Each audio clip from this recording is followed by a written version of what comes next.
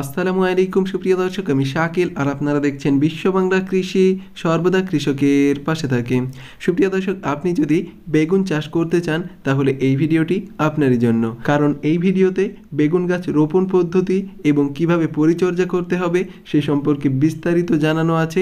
এছাড়াও আপনার বেগুন গাছে যদি প্রচুর পরিমাণে ফলন ধরাতে চান তাহলে একটি তরল জৈব সার প্রয়োগ করতে হবে এবং এই সারটি কিভাবে প্রস্তুত করবেন সেটাও দেখাবো।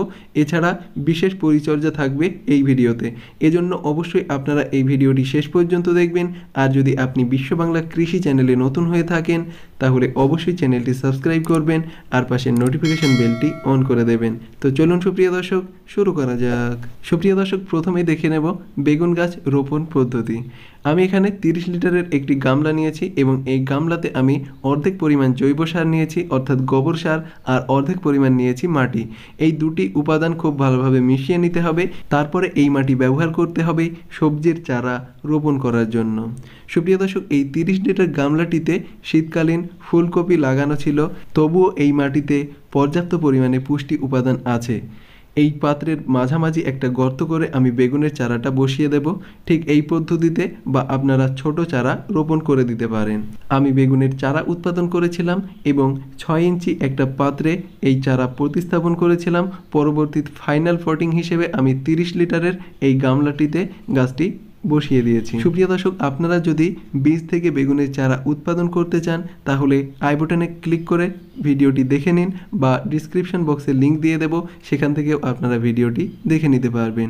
বেগুন গাছটি রোপণ করার পর এটাতে পানি প্রয়োগ করে দিতে হবে। আপাতত এই কাজটি করলেই যথেষ্ট। এরপরে যখন ফুল আসবে তখন অন্যান্য পরিচর্যা নিতে হবে। সুপ্রিয় দর্শক, এই গাছটি দেখুন অনেকটাই বড়, কিন্তু বেশ কিছুদিন যাওয়ার পর এটাতে বেগুন ধরতে শুরু করেছে। এটা হচ্ছে MK24 ভ্যারাইটি। এটা স্টেপ থাকে, বেগুনের গায়ে সাদা সাদা একটা দাগ থাকে, দেখতে অসাধারণ লাগে এবং খেতেও অসাধারণ। ইতিমধ্যে আমি কোনো ধরনের পরিচর্যা করিনি, শুধুমাত্র পানি প্রয়োগ করেছি, তাতেই দেখুন গাছের গ্রোথটা অসাধারণ হয়েছে। কারণ আগেই আপনাদেরকে জানিয়েছি টবের ওই মাটিতে পর্যাপ্ত পরিমাণে পুষ্টি উপাদান ছিল, এজন্য গাছের গ্রোথটা অসাধারণ হয়েছে। আর এই পর্যায়ে আপনাকে জৈব কীটনাশক প্রয়োগ করতে হবে, তাহলে আপনারা বিষবিহীন সবজি উৎপাদন করতে পারবেন। সুপ্রিয় দর্শক, বাড়িতেও আপনারা নিম তেল তৈরি করে নিতে পারেন। কিভাবে তৈরি করবেন দেখার জন্য আই বাটনে ক্লিক করে ভিডিওটি দেখে নিতে পারেন। সুপ্রিয় দর্শক, বেগুন গাছের পাতা নিয়মিত অপসারণ করতে হবে, অর্থাৎ পাতা যখন হলুদ হয়ে যাবে সেই পাতাগুলিকে সরিয়ে ফেলতে হবে।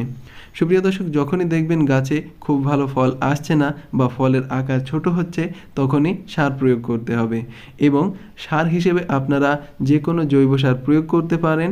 আর এখানে যে ভ্যারাইটি দেখতে পাচ্ছেন এই ভ্যারাইটির বেগুনটি খুবই ছোট হয় কিন্তু খেতে অসাধারণ। এবং যেহেতু আমি বড় পাত্রে এই গাছটি রোপণ করেছি এজন্য এই গাছের গ্রোথ যেমন ভালো সেই সাথে সাথে প্রচুর পরিমাণে ফল ধারণ ক্ষমতাও বেড়েছে, এজন্য বড় পাত্র নেওয়ার চেষ্টা করতে হবে।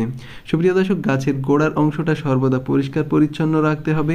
বিশেষ করে সার প্রয়োগ করার সময় সম্পূর্ণ আগাছা তুলে ফেলে দিতে হবে, কারণ যে সারটি আপনি প্রয়োগ করবেন এই আগাছার বৃদ্ধি ঘটবে, সেক্ষেত্রে গাছ ঠিকঠাকভাবে পুষ্টি সংগ্রহ করতে পারবে না, আপনার গাছে বাম্পার ফলন হবে না। এজন্য সর্বদা গাছের গোড়ার অংশটা পরিষ্কার পরিচ্ছন্ন রাখতে হবে। এরপরে গাছের গোড়ার অংশটাকে আলগা করে নিতে হবে, তারপরে রাসায়নিক বা জৈব সার প্রয়োগ করতে হবে। আপনার বাড়ির ক্ষেত্রে সর্বদা জৈব সার প্রয়োগ করবেন, বিষমুক্ত সবজি আপনারা উৎপাদন করার চেষ্টা করবেন। এছাড়াও যদি আপনি রাসায়নিক সার প্রয়োগ করতে চান তাহলে 10-26-26 বা NPK 15-15-15 বা NPK 19-19-19 এইসব সারগুলি আপনারা প্রয়োগ করতে পারেন। সুপ্রিয় দর্শক, আমি হাত দিয়ে টবের মাটিটাকে আলগা করে নিচ্ছি এবং এই টবের মাটিতে সার প্রয়োগ করব। আমি যেহেতু জৈব পদ্ধতিতে বেগুন চাষ করব এজন্য আমি গোবর সার প্রয়োগ করব এবং একটা তরল জৈব সার প্রয়োগ করব। এই তরল জৈব সারটি যদি আপনি 10 দিন অন্তর অন্তর গাছে দিতে পারেন তাহলে গাছের গ্রোথটা অসাধারণ হবে এবং প্রচুর পরিমাণে ফল ধারণ ক্ষমতা বাড়বে। সুপ্রিয় দর্শক, টবের মাটিটাকে আমি সমান করে নিচ্ছি। এরপর আমি এই টবের মাটিতে গোবর সার প্রয়োগ করে দিচ্ছি। এই গোবর সারটা আপনারা 500 থেকে 600 গ্রাম বা 1 কেজি প্রয়োগ করতে পারবেন একবারে।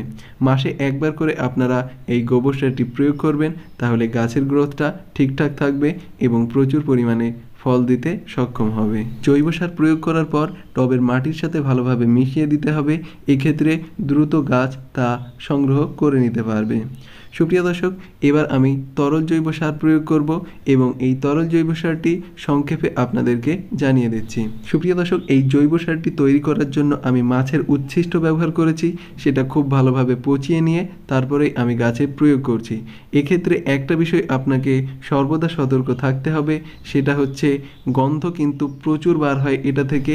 এজন্য সতর্ক থাকতে হবে এবং আপনি যদি গন্ধ সহ্য করতে পারেন তাহলে এই কাজটি করতে যাবেন, নচেত করবেন না।